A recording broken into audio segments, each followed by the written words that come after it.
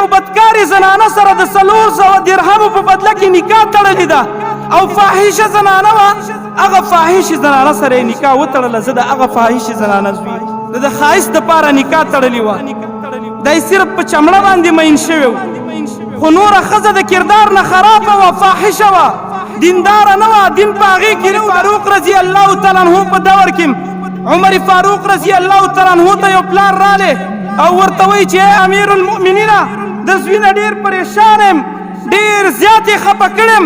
زوی زما حق نه ادا کوي ما وهي ما ټکوي ما ته خبرې راګرځوي په ما لاس اوچتوي زما بېعزتي کوي ای عمر فاروق دې زوی ته مې لږ نصیحت وکړه عمر فاروق رضی الله تعالی عنه هغه بچی راوغوښتل ورته وایي د الله نه نه هېرېږي دا ستا پلار ته د ده نه پیدا یې ته د ده حق ولې نه ادا کړې هغه چې دا ټولې خبرې واورېدلې نو عمر فاروق رضی الله تعالی عنه ته وایي آیا د دې بچي به هم په پلار باندې څه حق وي ټیک ده دا مسله خو ډېره بیانېږي چې یاره په بچو باندې د پلار حقونه دي دا ډېر خلک بیانوي خو دا مسایل ډېر کم بیانېږي چې ګورې په دې پلار باندې هم د بچو څه حقوق شته نو دې بچي عرض وکړو ده ته هغه نقصان معلوم شوی و چې زما پلار خو زما حق نه راکوي ما نه حق غواړي خو ای عمر فاروقه آیا د دې بچي په پلار باندې څه حق شته که نه شته وایي او شته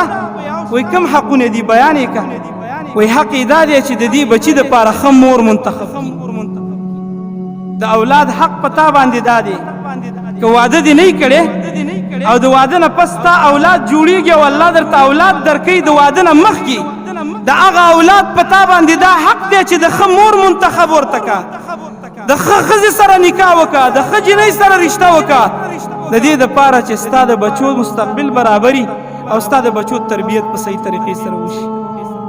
وایي د زوی حق په پلار باندې دا دی چې د ښه مور انتخاب ورته وکړي وایي بل کوم حق دی وایي بل حق دا دی چې ښایسته نوم ورته کېږدي وایي بل کوم حق دی وایي بل حق دا دی چې د الله کتاب ته کښېنئ دا په زده کړي وایي ای عمر فاروق امیر المؤمنین ته زما په دې درې واړو حقونو کې یو حق هم نه دی ادا کړی د یو بدکاري زنانه سره د 400 درهمو په بدله کې نکاح تړلې ده او فاحشه زنانه وه هغه فاحشه زنانه سره یې نکاح وتړله زه د هغه فاحشه زنانه زوی د حسن دپاره نکاح تړلې وه د ښایست دپاره نکاح تړلې وه دی صرف په چمړه باندې مین شوی و خو نوره ښځه د کردار نه خرابه وه فاحشه وه دینداره نه وه دین په هغې کې نه و د هغه فاحشې زنانه سره یې نکاح وتړله زه د هغې فاحشې زنانه زویم نو لهذا زما به هغه فاحشه څه تربیت وکړي د دې د وجې نه که نکاح کوي او کوم ځای کې رشته کول غواړئ نو ګورئ دین ته وګورئ دین ته نبی کریم صلی الله علیه وسلم موږ ته د مخکې نه فرمایلي والله العظیم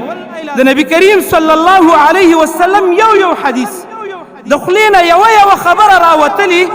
والله د معاشرې د اصلاح سبب ګرځېږي ما او تا ته به ورکه او سپکه ښکاري خو تی په عمل کې راوله په والله العظیم دا معاشره به د اصلاح نه ډکه شي دا به د مینې محبت نه ډکه شي دا به د هغه معاشرې په شانتې معاشره جوړه شي لکه څنګه معاشره چې محمد رسول الله جوړه کړې وه